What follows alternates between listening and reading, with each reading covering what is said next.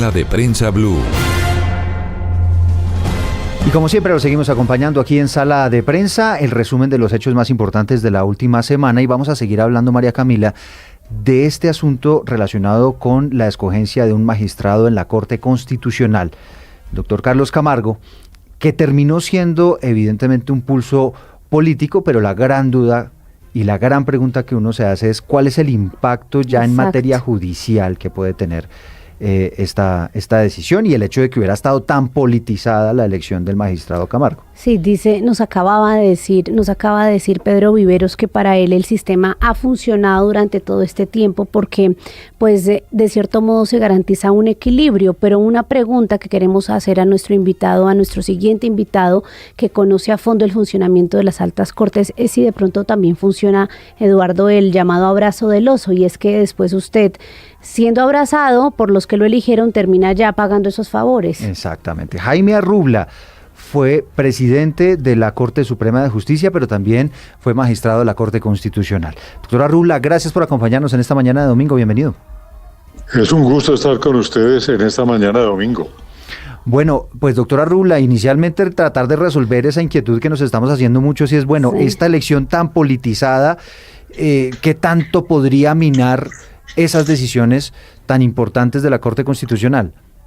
Esto fue un espectáculo que no le conviene ni a la democracia colombiana, ni a la Corte Constitucional, ni a la justicia.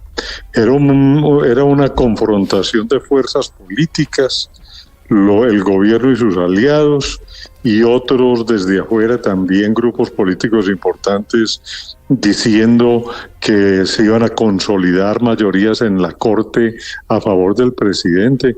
A ver, aquí lo más importante es la independencia judicial.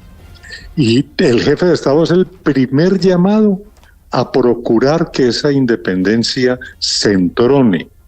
Cuando él conforme sus ternas, debe velar no por quién va a defender sus intereses, sino por quién es un buen magistrado independiente que le sirva a Colombia. Lo mismo debe hacer la Corte Suprema cuando hace su terna y el Consejo de Estado. Y aquí parecía cada uno echando cálculos para ver si quedaban con un control en la Corte Constitucional. Eso es un irrespeto para la Corte misma y para los magistrados, tratar de decir que pertenecen al gobierno o a otro grupo político. Es un verdadero irrespeto con la democracia. La Corte Constitucional se compone de magistrados que vienen de 3 fuentes. Una terna del presidente, una terna de la Corte Suprema y una Corte del Consejo de Estado. Sí. Pero eso no quiere decir que son de ellos. Son de la nación, son de la democracia, se deben únicamente a la Constitución. Por eso yo digo que acabamos de vivir un espectáculo que habla muy mal de nuestra democracia. Pero doctora Arrubla, entonces, ¿dónde está el problema? Si le entiendo a usted que hay garantía de imparcialidad cuando quienes ternan son pues 3 actores distintos, ahí está rama judicial y la ejecutiva, pero pues al dejarlo en manos de una corporación como el Senado no se puede esperar menos, doctora Arrubla. Sí, mire, aquí nos tenemos que volver un poco en la historia. La Corte Constitucional, antes de la Constitución del 91, era una sala de la Corte Suprema y participaban en las decisiones toda la Corte en pleno. Y eran unas discusiones muy nutridas, muy profundas, porque había más de 25 magistrados de todas las especialidades en la discusión de constitucionalidad. ¿Por qué la sacaron? Porque decían que en la Corte, como la Corte se elige por cooptación, como el Consejo de Estado, hoy con unas listas que manda el Consejo de la Judicatura, pero ellos mismos llenan sus vacantes, dijeron que ese sistema era un sistema que anquilosaba el pensamiento y el desarrollo de la jurisprudencia, que eso había que liberarlo, que había que poner a la Sala Constitucional en contacto con la política, para que fuera una caja de resonancia de esa representación política que en un momento dado se tiene en el Congreso. ¿Por qué? porque hay leyes de aborto, de matrimonio homosexual, de adopción de niños por parejas del mismo sexo, de eutanasia, que tienen un alto contenido de pensamiento social y que era mejor que fuera la caja de resonancia del Congreso. Esa fue la reforma que hicimos. Se trató de darle seguridad con las ternas de la Corte Suprema y con las ternas del Consejo de Estado. Y se esperó de que el presidente no fuera inferior a su compromiso como jefe de Estado de garantizar la independencia de los jueces. Pero lo que vimos ahora era un presidente con ganas de quedar con un control en la Corte, echando cuentas para que le pasen sus proyectos de ley en la Corte, y eso no está bien. Eso es lo que nos pone a todos a pensar si estamos haciendo las cosas como son, si nos equivocamos o no. Yo creo que no nos equivocamos, yo creo que la Corte ha sido una Corte dinámica, pero están empezando a verse vicios muy graves, y ahora, si quieren, pues hablamos lo que yo veo que está entorpeciendo la transparencia de esas elecciones. Sí, porque para allá iba, justamente eso le quería preguntar, porque una de las grandes inquietudes que nos hemos hecho a lo largo de la semana, después de todo esto que ocurrió y de escuchar muchas opiniones y demás, es, bueno, el modelo de escogencia de esos magistrados, ¿qué tanto habría que cambiarlo? ¿Hay demasiado carga política alrededor de la escogencia de esos magistrados? ¿Se debería eso reformar? ¿O son los actores que están participando en estos procesos quienes eventualmente están fallando? Y se lo pregunto, entre otras cosas, porque aquí hubo un hecho extraordinario, y es el hecho de que para la escogencia de un magistrado, de una terna que había hecho la Corte Suprema de Justicia, termine tan involucrado el gobierno y el propio presidente haciendo campaña por uno de ellos.